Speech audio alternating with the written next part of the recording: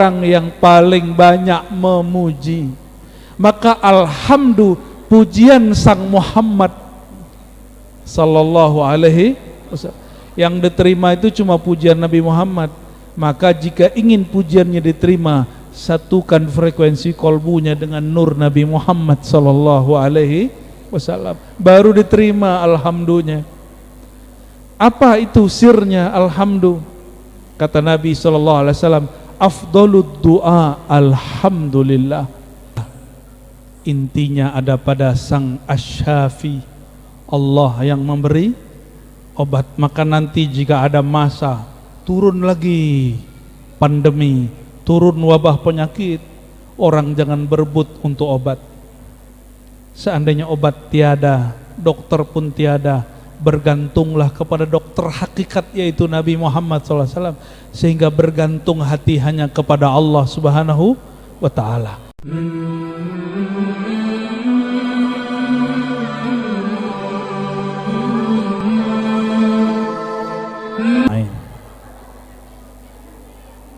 Amma ba'du, Allahumma salli ala Sayyidina Muhammad. Allahumma salli ala Sayyidina Muhammad. Allahumma salli wa sallim wa barik ala Sayyidina Muhammad.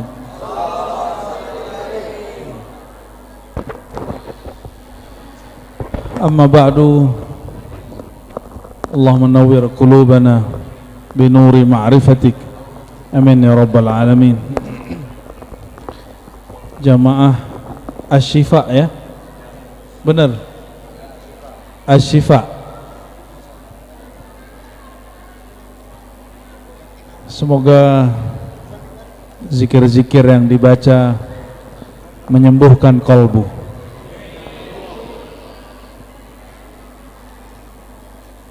Mohon maaf saya tidak terlalu fit ya, karena baru dari Padang, habis begadang mengantarkan orang tua ke rumah sakit. Jadi suara saya begini aja ya, yang gak fokus, yang gak dapet, seadanya aja.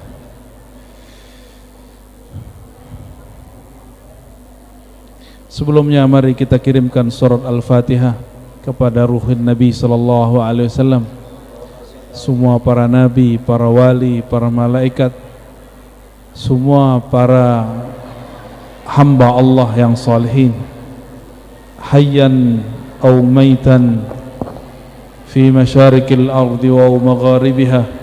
Al-Fatihah.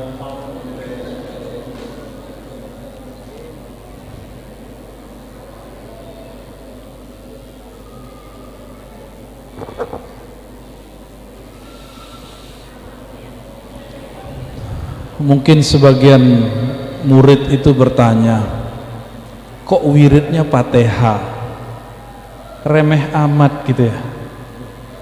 Itu yang nggak ngerti. Sholat nggak pakai Fatihah diterima nggak? Zikir nggak pakai Fatihah diterima nggak? Paham kenapa tawassul banyak? Kenapa diulang-ulang Fatihahnya? Ya, jadi kalau diajak oleh pimpinan zikir, ayo Fatihah, serius baca Fatihahnya, kebuka pintu langit. Jangan kemudian bertanya-tanya di kolbu, kok kelamaan nih. Berapa tawasulannya?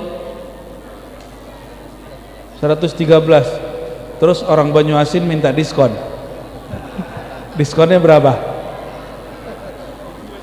7 aja. Pantes asin.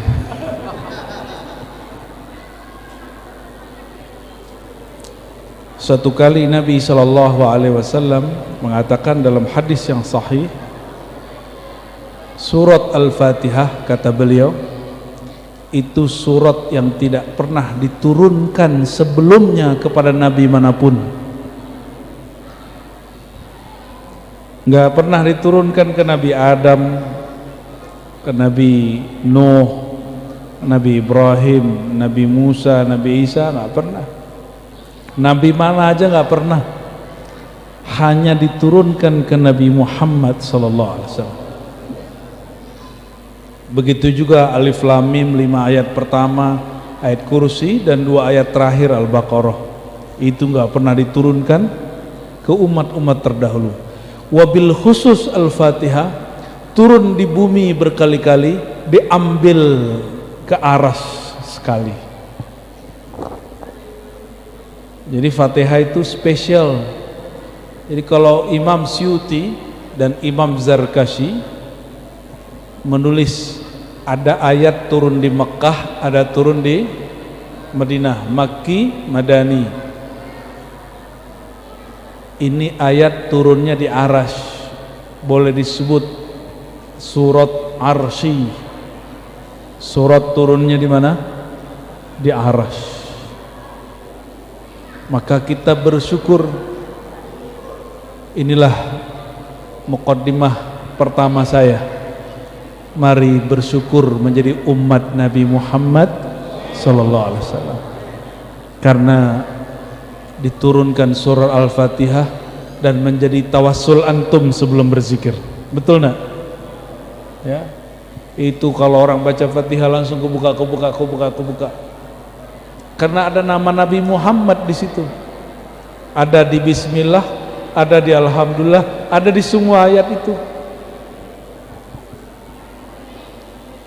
Jadi baca Al-Fatihah itu sama dengan baca biografi Nabi, tapi biografi hakikat sallallahu alaihi wasallam. Maka kalau wadolin bacanya apa? Amin. Al-Amin siapa? Nabi Muhammad sallallahu alaihi wasallam. Bismillahirrahmanirrahim. Ini belajar hakikat dikit mau nggak? Dikit aja ya. Biar baca Fatihahnya semangat ya. Biar baca Fatihahnya nggak sembarangan, biar baca Fatihahnya nggak sembari main handphone. Suwek bener itu orang baca Fatihah sembari main handphone, kurang ajar namanya. Hah? Ini ayat diturun di aras dia main handphone sembari apa itu? Nggak sopan. Ini ayat dijemput ke aras Allah. Baca Fatihahnya mesti serius. Makanya surat ini dipakai untuk bertemu Allah Subhanahu wa ta'ala. Saya gergetan kalau ada orang main-main sama Fatihah. Bismillah itu saya bagi satu aja ya. Kalau nulis bismillah alifnya di depan apa alifnya setelah ba? Alif dulu atau ba itu baru alif? Nulis bismillah. Padahal yang benar secara ilmu nahu ba dulu baru alif. Kenapa alif dulu? Ternyata ilmu wali Allah itu salah satunya pada ilmu huruf. Meskipun alif bata saja ya, itu ditulis dengan kertas, tapi itu asalnya dari langit. Wali-wali Allah itu ada yang bertugas nulis. Ketika mereka mau nulis bismillah ba lalu alif, ditegur secara rohani, masa kamu dahulukan ba sebelum alif? Yang benar alif dulu baru ba. Kenapa? Alif itu alif al-ahad. Ahad itu Allah Subhanahu, sedangkan ba itu ba'u Ahmad, ba-nya Nabi Muhammad sallallahu alaihi wasallam. Maka titik di bawah ba disepakati oleh ahli ilmu huruf disebut al-haqiqah al-muhammadiyah, hakikat Nabi Muhammad sallallahu alaihi wasallam. Paham? Maka dalam bismillah ada nama Nabi Muhammad sallallahu alaihi wasallam. Maka jangan sembarangan baca Al-Fatihah, pasang adabnya supaya diberkahi. Karena orang beradab lebih dicinta daripada yang tidak beradab. Insyaallah majelis Asy-Syifa tambah diberkahi. Amin. Kiainya mah oke, muridnya yang belum oke nih ya. Kurang serius. Kok panjang dikit? Panjang nih. Masa malaikat lagi turun dia main handphone? Malaikat lagi turun dia main Instagram, main YouTube, main WA, ya salam. Ya, dicuekin malaikat rahmat. Dicuekin. Ya, kecuali kolbu antum udah nyambung sama Allah. Kolbu udah nyambung sama Allah, terserah mau ngapain aja. Mau lagi ngapain juga boleh. Kalau hati kita belum terlatih, pakai adabnya. Ya.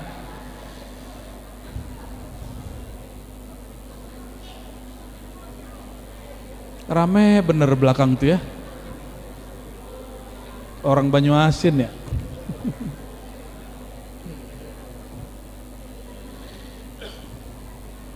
Apalagi nama Nabi Muhammad masih banyak. Bismillahirrahmanirrahim. Saya loncat aja ya. Di situ masih ada nama Nabi Muhammad tuh. Cuma saya nggak boleh sebut. Alhamdulillahirabbil. Kita ambil potong-potongan aja. Alhamdu. Pujian, betul. Adakah pujian tanpa ada yang memuji? Adakah orang berzikir suaranya kedengeran tapi orangnya nggak ada? Mungkin nggak? Mungkinkah ada pujian tapi tidak ada yang memuji? Mungkinkah sholat diterima tanpa ada yang sholat? Gimana? Adakah zakat tanpa ada orang berzakat? Maka kalau disebut alhamdu, padahal bisa pakai hamdan loh, hamdan lillah. Kenapa pakai alif lam? Alhamdulillahi rabbil alamin. Karena alhamdu itu salah satu sirnya Nabi Muhammad SAW yang bernama Muhammad, orang yang terpuji. Ahmad, orang yang paling banyak memuji. Maka alhamdu, pujian sang Muhammad sallallahu alaihi wasallam, yang diterima itu cuma pujian Nabi Muhammad. Maka jika ingin pujiannya diterima, satukan frekuensi kolbunya dengan nur Nabi Muhammad sallallahu alaihi wasallam, baru diterima alhamdunya. Apa itu sirnya alhamdu? Kata Nabi SAW, afdolud doa alhamdulillah. Doa paling tinggi bukan kamu mengatakan ya Allah beri aku ini, beri aku itu, beri aku, bukan. Doa tertinggi itu alhamdulillah. Engkau mengatakan engkau bersyukur memuji Allah Subhanahu wa taala. Saya mau tanya, hamba yang paling banyak memuji Nabi mana? Nabi siapa yang paling banyak memuji Allah? Nabi siapa? Benar, ada Nabi yang panjang umur loh, 950 tahun. Nabi Muhammad cuma 63 tahun. Gimana dong? Nabi Adam itu umurnya di atas 1000, karena di sorga tuh lama. Sehari di sorga sama dengan 1000 di sini. Dan beliau itu sudah berhari-hari. Kira-kira berapa tuh umur Nabi Adam? Ayo, siapa yang lebih banyak muji, Nabi Muhammad atau Nabi Adam? Serius? Kenapa? Alasannya apa? Apa alasannya? Beliau kekasih. Loh, Nabi Adam juga kekasih Allah. Apa dong rahasianya? Wah, mendekati Pak, mendekati. Belum ada Nabi Adam, sudah ada Nabi Muhammad. Kuntu nabiyan, aku seorang nabi. Adam masih bau tanah. Sallallahu alaihi. Jadi siapa yang paling lama memuji Allah? Sallallahu alaihi wasallam. Baik Nabi Muhammad nurnya, baik Muhammad jasadnya, baik Nabi Muhammad ruhnya, semuanya dia juga, ya, sallallahu alaihi wasallam. Maka alhamdulillahi rabbil alamin, pujian itu, nah, kalau orang ahli nahwu alif lam itu menunjukkan ada yang punya itu.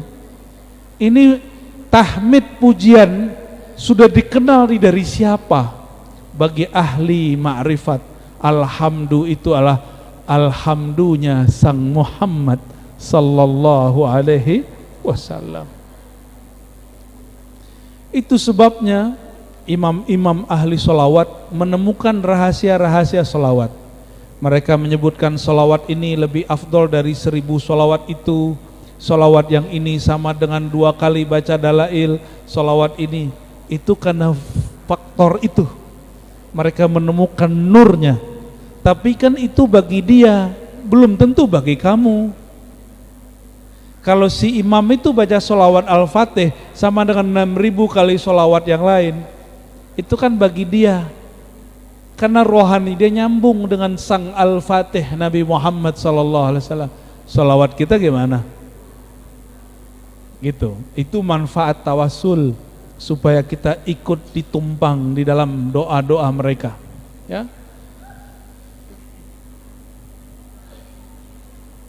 Nabi itu unik, seakan-akan beliau menunjukkan butuh solawat, padahal beliau nggak perlu solawat. Apa kata beliau? Al-bakhil, yang bakhil itu disebut namaku, dia tidak solawat kepadaku. Ane mau tanya mantum, Nabi butuh solawat kita nggak? Terus kok Nabi bilang, orang bakhil man zukirtu indahu walam yusalli alayya. Orang bakhil itu yang disebut namaku tapi dia tidak solawat kepadaku.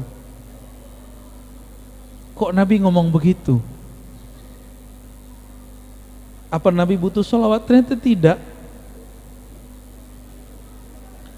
Kenapa? Karena man zukirtu indahu, jika namaku disebut, namaku itu ada nurnya, nur itu ada di dalam dirimu. Jika engkau tidak menyolawatinya, engkau bakhil kepada dirimunya sendiri. Jadi orang yang gak solawat disebut nama Nabi Muhammad sallallahu alaihi wasallam, dia sedang merugikan diri dia sendiri, karena tubuh ini diberkahi berkat nur Nabi Muhammad sallallahu alaihi wasallam. Mungkin menurut ahli fikih solawat itu sunat, tapi bagi orang yang mengerti bab hakikat, solawat itu wajib. Makanya mazhab Syafi'i itu semi-semi hakikat. Bagi beliau solat nggak pakai solawat nggak sah. Bagi imam yang lain nggak, kecuali murid Imam Syafi'i kayak Imam Ahmad bin Hambal. Tapi bagi mazhab selain Imam Syafi'i dan murid-muridnya, solawat itu sunat. Bagi Imam Syafi'i apa? Wajib. Silakan buka itu muqaddimah kitab Ar-Risalah. Apa kata beliau? Kalau bukan karena Nabi Muhammad, kita nggak ngerti apa-apa, kita nggak tahu apa-apa, nggak dapat nikmat apa-apa. Bahkan kata Imam Syafi'i, mensyukuri nikmat itu nikmat. Mensyukuri nikmat itu dengan nikmat. Saya bisa mensyukuri nikmat Allah karena Allah beri nikmat di dalam hati ini, yaitu nikmat mampu bersyukur. Berarti orang bersyukur itu dimampukan Allah.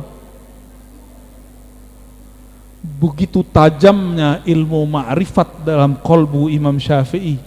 Wajar sampai hari ini mazhab beliau termasuk mazhab yang paling banyak pengikutnya. Ini Majelis Asy-Syifa mazhabnya apa? Syafi'i. Benar, Syafi'i. Benar. Tadi kunutnya kunut gak subuhnya? Apa waktu duha? Kunutnya waktu duha ya? Subha. Subuh plus duha. Kunut itu hanya salah satu. Hanya salah satu daripada mazhab Imam Syafi'i.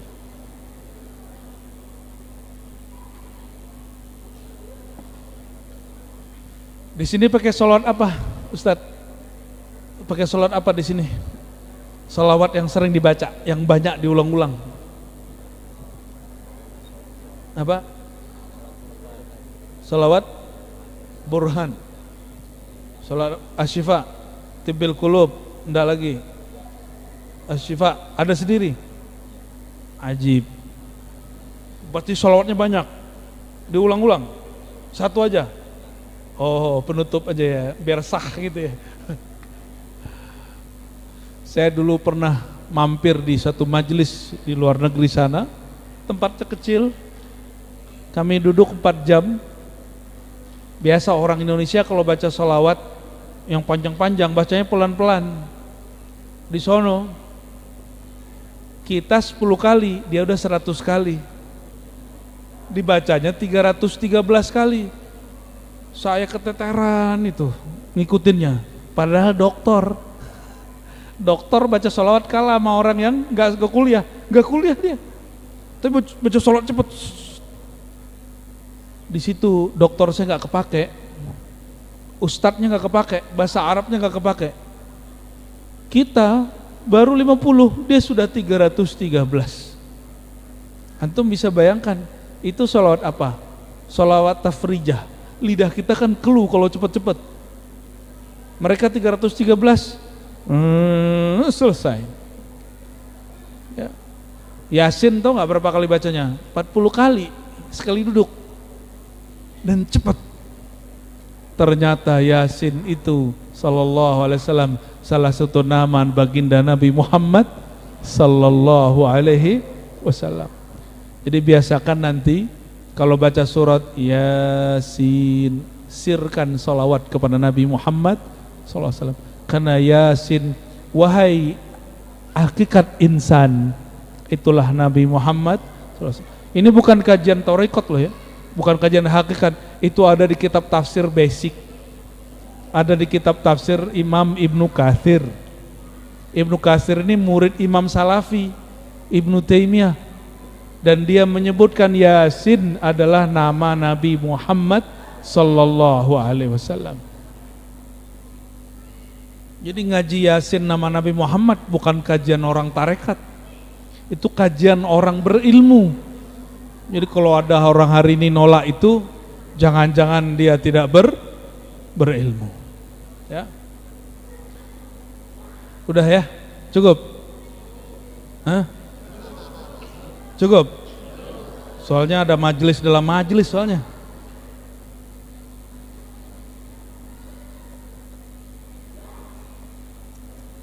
Tahu begitu mas saya nggak datang.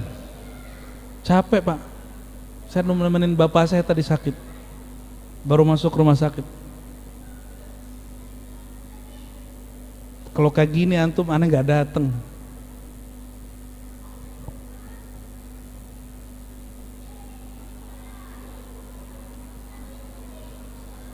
Oke, terakhir yang mau saya sampaikan. Allahumma sholli ala Sayyidina Muhammad wa ala Sayyidina.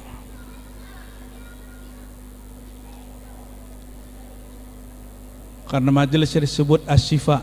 Ya. Hakikat Asy-Syifa itu pada Nabi Muhammad sallallahu alaihi wasallam. Maka ada sholawat Tibbil Qulub. Sholawat Tibbil Qulub itu menunjukkan apa? Bahwa sang syifa sejati, meskipun di Quran dikatakan wa nunazzilu minal Quran, diturunkan, kami turunkan Al-Quran itu sebagai syifa dan rahmat. Hakikat Quran itu ada di qalbu Nabi Muhammad sallallahu alaihi wasallam.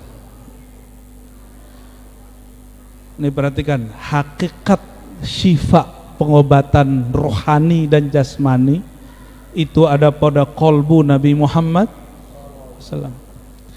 Penyakit umat yang dulu nggak sembuh di zaman Nabi Nuh sembuh oleh Nabi Muhammad padahal umurnya pendek.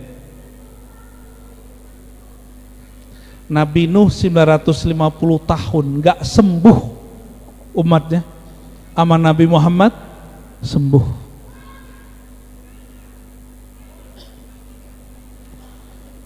Nabi siapa yang murid-muridnya bandel?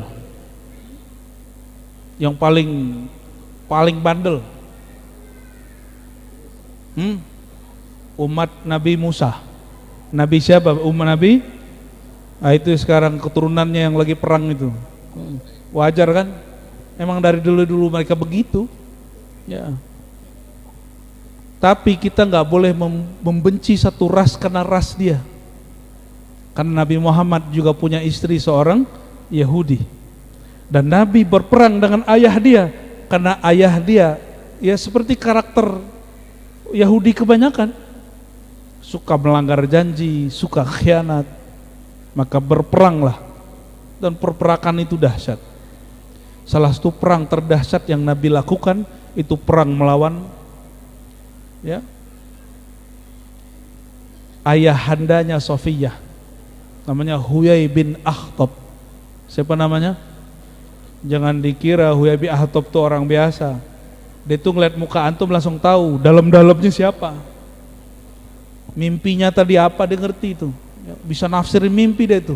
Huyai bin Akhtab, sayang gengsinya nggak mau terima nubuat Nabi Muhammad sallallahu alaihi wasallam.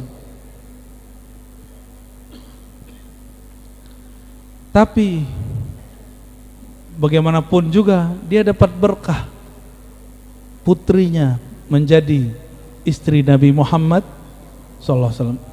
Jangan tanya, perempuan Yahudi itu cantik. Itu Huyai bin Akhtab jatuh, semua Yahudi kalah.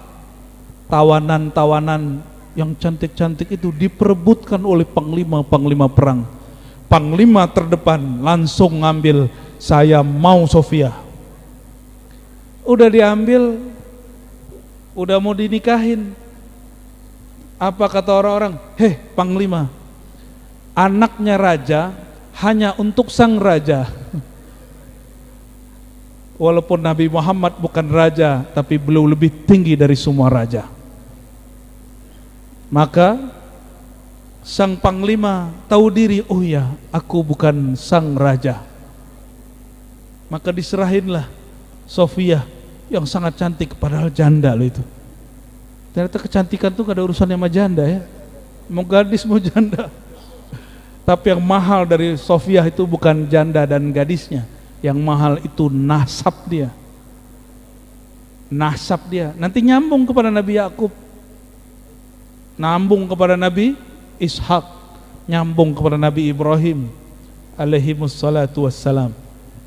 Maka Nabi menikahi. Bukti Nabi SAW tidak menjadikan tawanan perang jadi budak, tapi malah dia angkat harkatnya menjadi istri.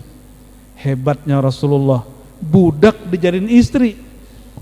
Kalau sampean ya, istri jadi budak,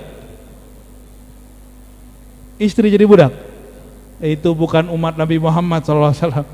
Kalau Nabi Muhammad, budak jadi istri, naik derajat.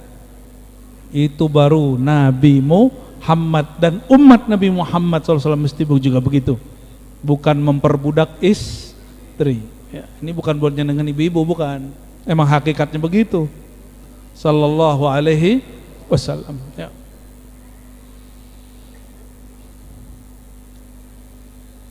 Nabi Muhammad sallallahu alaihi wasallam satu kali di perang Uhud itu sahabat-sahabat ada yang betisnya kena tombak. Coba bayangin betis kena tombak, belah dua, betis belah dua.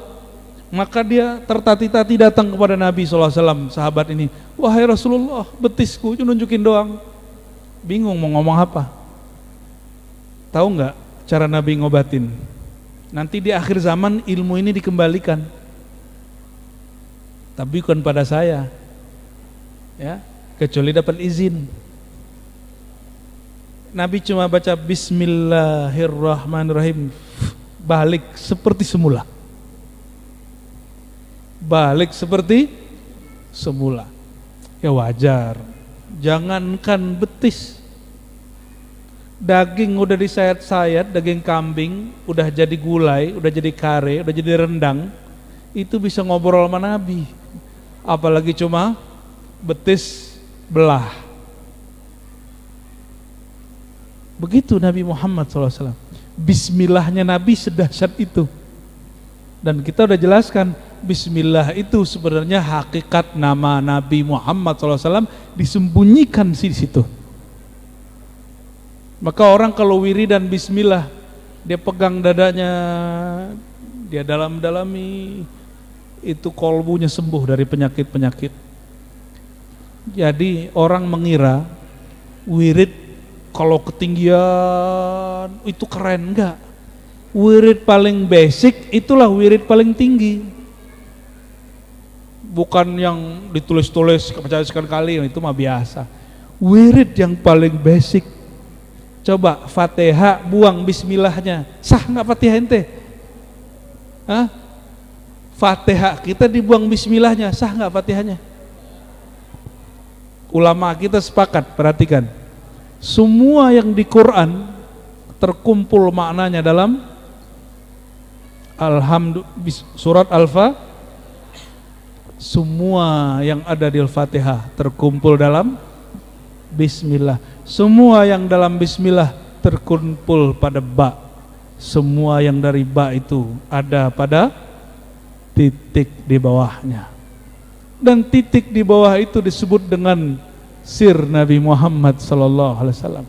Maksudnya apa? Semua Quran itu ada di kolbu Nabi Muhammad SAW. Beliau keluarin dikit jadi obat. Adakah obat tanpa ada orang yang menghantarkan obat, yang menyarankan obat, mendiagnosa obat? Ada nggak? Kan nggak ada. Makanya berobat sendiri itu ilegal, itu malpraktek. Nggak ada tuh obat tiba-tiba datang sendiri, terbang. Saya mau obat demam, terus datang obatnya begitu, nggak kan? Enggak. Kita datang ke dokter. Sang dokter itu, sang tabib itu Sayyidina Muhammad sallallahu alaihi wasallam. Makanya Sayyidina Abu Bakar As-Siddiq tidak mampu menatap baginda Nabi Muhammad sallallahu alaihi wasallam. Enggak ada mampu. Sifat kikir pelitnya Sayyidina Abu Bakar sembuh cukup dengan membersamai Nabi Muhammad sallallahu alaihi wasallam. Sifat keras mau menang sendirinya Umar sembuh berkat Nabi Muhammad sallallahu alaihi wasallam. Coba perhatikan majelis kita selama ini. Ya, saya berhusnuzon teman-teman ini yang sudah ikut majelis Asy-Syifa itu berubah sifatnya. Ya, saya berbaik sangka. Semakin rajin menyebut ya Allah, ya Nur, ya Allah, kolbunya yang gelap karena emosi. Nanti pulang-pulang menjadi penyabar. Ya, buktikan nurnya masuk ke dalam kolbu. Di rumahnya lebih suka ngalah daripada mau menang sendiri. Ya. Ini kalau nggak ada nur saya udah tinggalin dari tadi Pak. Tapi alhamdulillah Allah masih masukkan nur itu di dalam kolbu. Ya, sallallahu alaihi wasallam.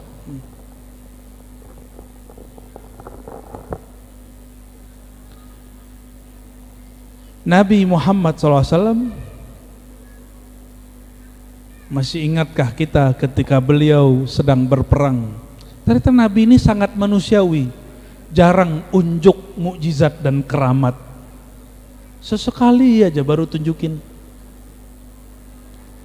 Tapi orang-orang sekarang dikit-dikit pengennya lihat keramat ya. Berarti kita menolak sisi manusiawi. Kita manusia, Nabi manusia. Tapi ketika sudah genting, barulah Nabi Muhammad SAW menunjukkan sisi manusia yang di atas semua manusia. Basyarun la kal basyar. Manusia tapi beda dengan manusia biasa.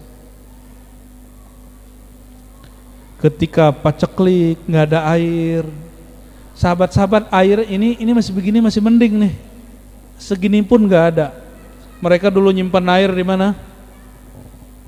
Di tempat kulit, dimasukin air kulit. Itu air udah dikit, jadi bisa direfill, Itu air masukin kulit, airnya sedap. Ya, kulitnya sudah dikeringin. Orang-orang dulu sering minum pakai begitu. Tapi apa kata Nabi? Kumpulkan semua air yang kalian punya, taruh di gayung. Kalau kita sekarang sebutnya gayung atau wadah kecil. Maka Nabi SAW giniin tangannya. Tiba-tiba ada air keluar. Itu sahabat yang iseng lihat, ada apa di belakang nih? Ada selang panggang? Enggak ada lihat.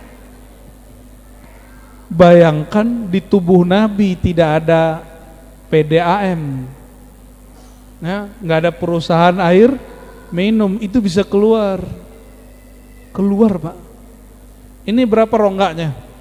1, 2, coba tangannya, coba lobangnya, rongganya berapa? Tuh 2,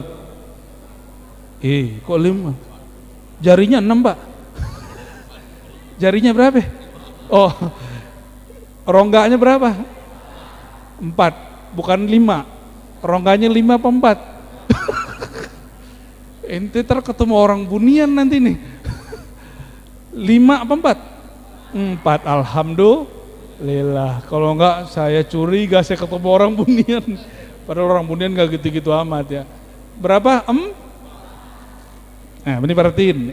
Ini ilmu hakikat itu. Tangannya Nabi itu adalah password nikmatnya surga. Jadi kata beliau, di tanganku ada kunci-kunci surga. Di tangan, kan Nabi nggak punya pembuatan alat kunci, kan Nabi nggak punya. Kita kan bayangin kunci, dulu itu masih pakai logam, masih pakai besi, itu menora.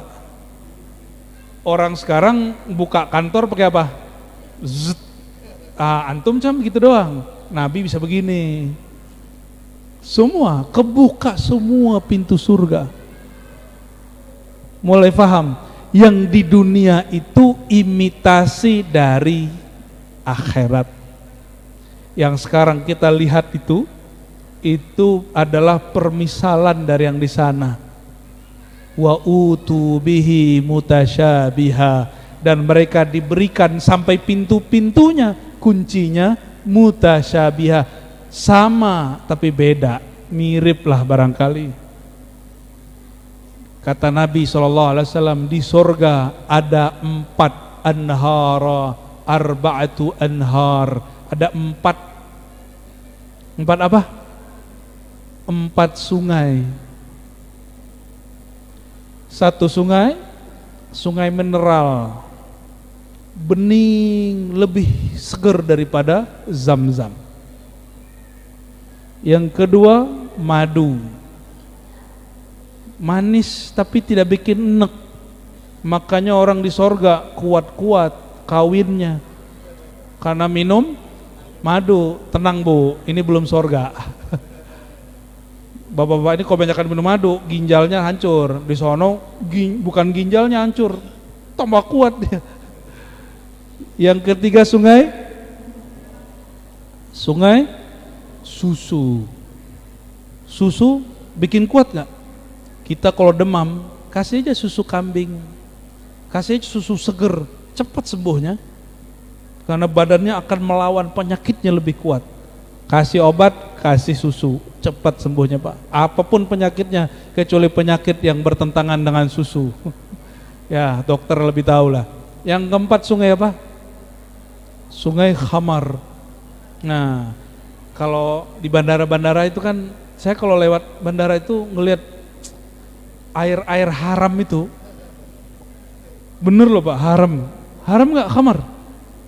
Air-air haram itu dijual di kaca-kaca yang indah, botol-botolnya seksi-seksi tuh. Wew.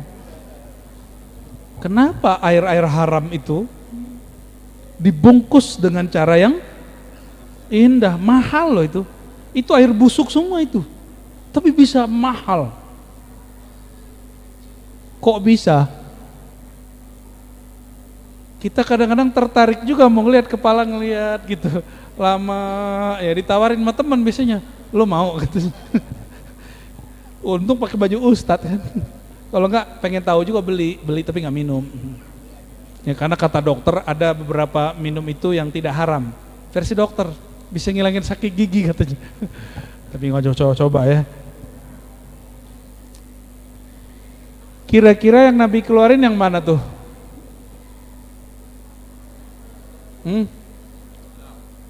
Air mineral. Itulah air paling mulia di alam semesta. Air yang keluar dari tangan Nabi Muhammad SAW. Dulu teman-teman saya tanya, lebih utama, lebih mulia air Zam-Zam apa air yang keluar dari tangan Nabi? Rata-rata jawabnya air Zam-Zam. Saya tanya balik, lebih mulia Ka'bah, Zam-Zam atau Nabi Muhammad SAW? Lebih mulia sumur Zam-Zam, Ka'bah atau Nabi Muhammad SAW? Jika sumur Zam-Zam mengeluarkan airnya paling utama, sekarang yang lebih mulia dari sumur Zam-Zam dan Ka'bah mengeluarkan air, kira-kira airnya apa? Airnya lebih utama. Sallallahu alaihi wasallam. Itu air dari mana tuh? Kalau bukan diambil dari surga. Gak mungkin nyuling dari banyu asin, airnya kan asin. Banyu asin. Coba antum bayangkan, di punggung Nabi nggak ada keran, nggak ada. Semoga nanti kita juga ikut meminum airnya yang keluar dari tangan Nabi Muhammad sallallahu alaihi wasallam. Tapi Nabi begitu ngeluarinnya saat darurat. Sahabat udah teriak-teriak, ya Rasulullah, mata Nasrullah, kapan Mas Nasrullah gitu ya.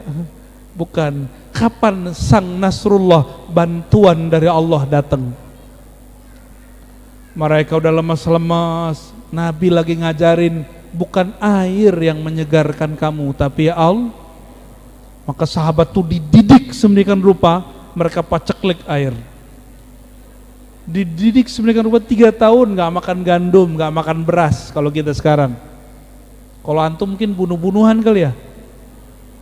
Sahabat malah bagi-bagi, udah kamu yang makan, kata sahabat satu, kamu yang makan.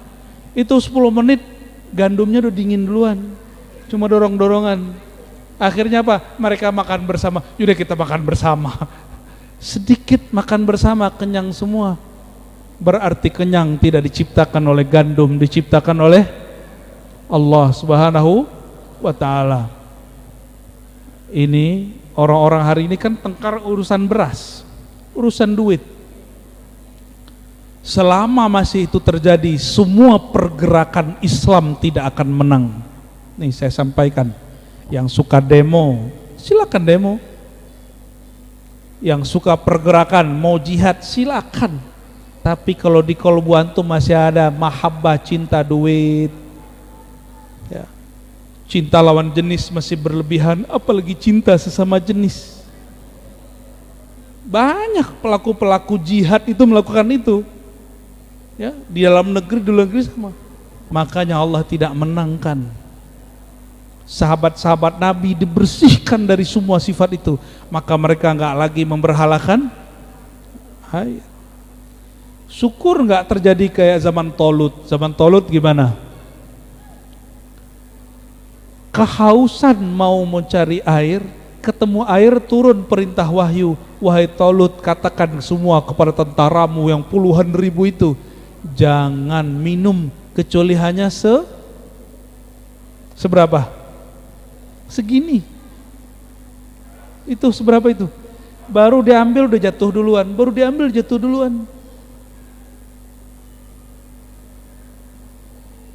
Akhirnya yang lain gak sabaran, ini gak masuk akal.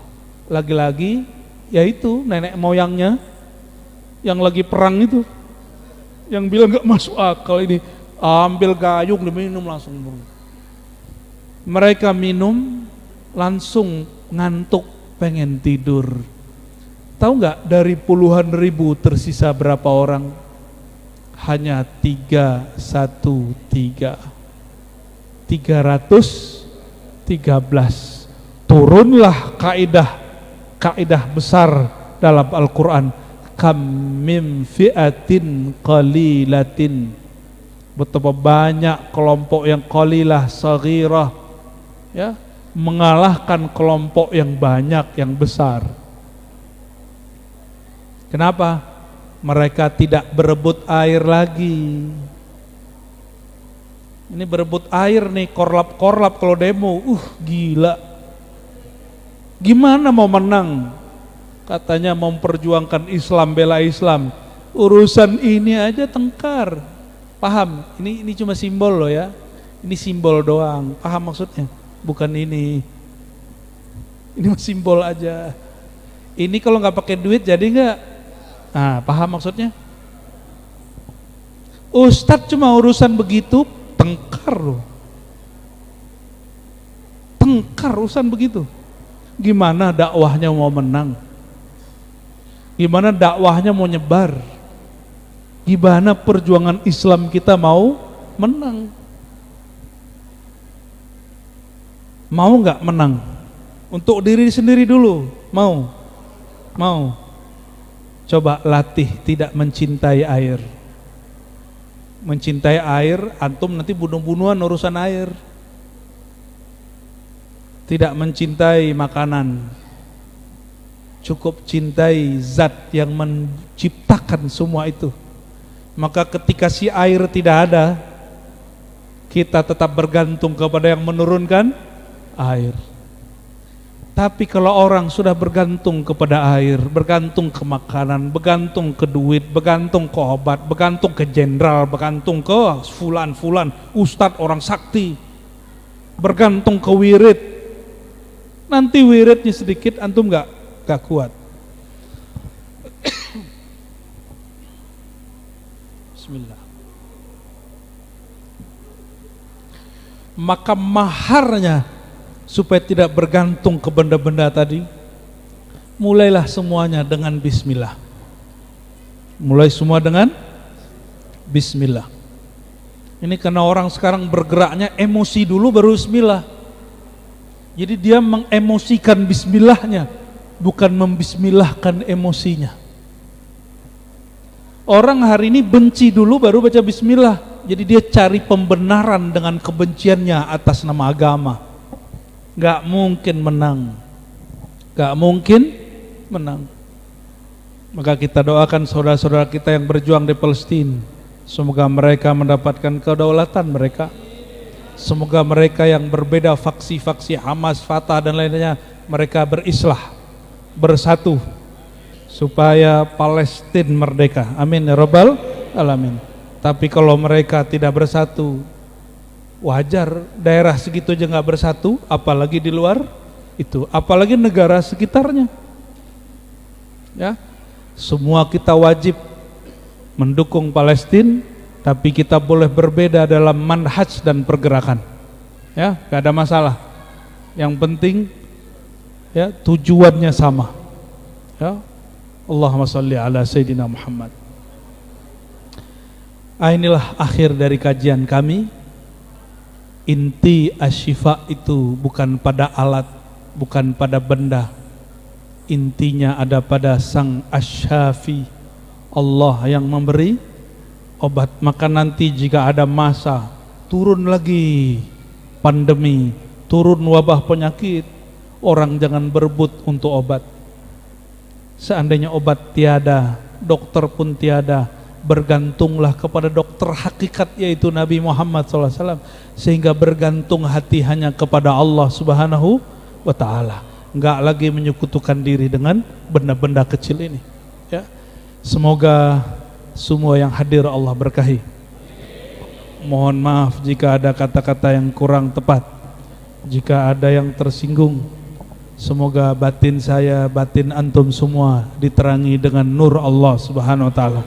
Ala hazinniya wa likulli niyatin salihah wa li nuri sayyidina Muhammad sallallahu alaihi wasallam. Al-Fatihah. Ya nusin siratal ladzina an'amta alaihim ghairil maghdubi alaihim waladdallin. Amin.